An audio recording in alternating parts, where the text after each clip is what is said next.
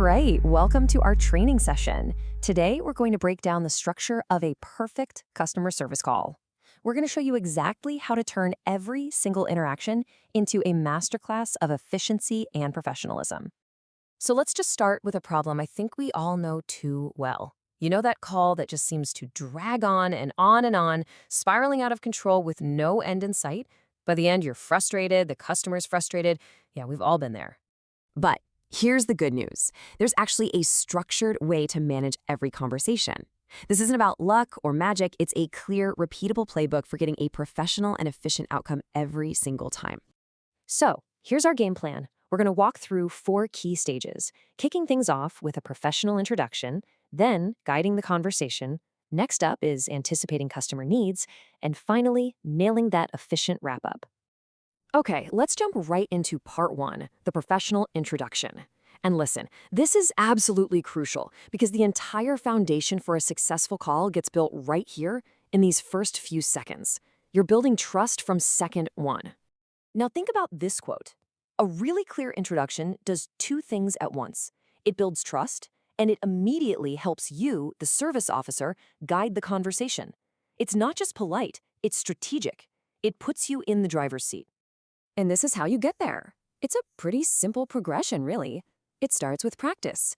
Once you practice, you achieve consistency. That consistency helps you project confidence. And you know what customers feel when you're confident? They feel trust. It's a chain reaction. Next up, part 2. This is what I like to call the art of polite control. We're going to get into the real core of the call.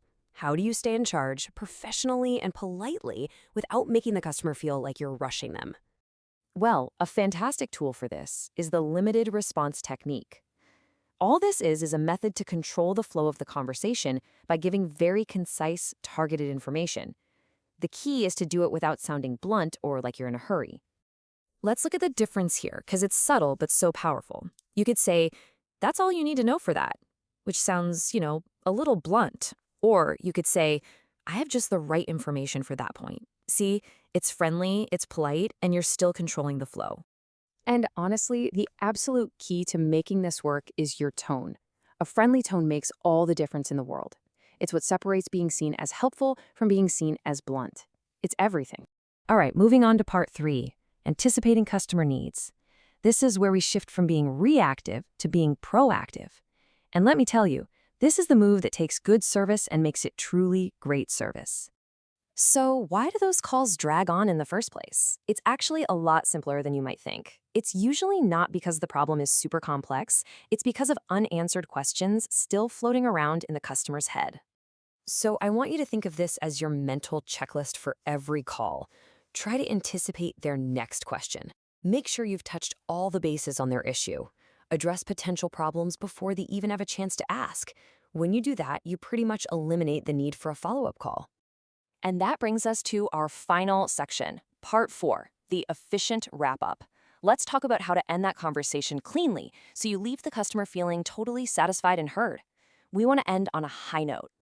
Now, the big thing to remember here is that your goal is to be helpful, not exhaustive.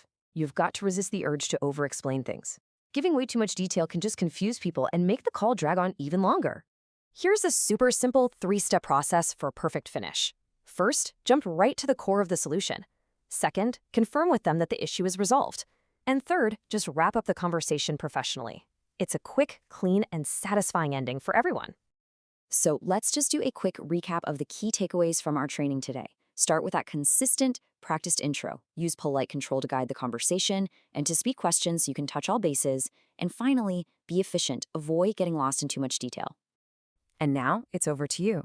This isn't just theory, right? I want you to think about this. Which one of these techniques, the introduction, the limited response, the proactive checklist, or that clean finish, are you going to consciously practice on your very next call? Because that's where the real improvement begins.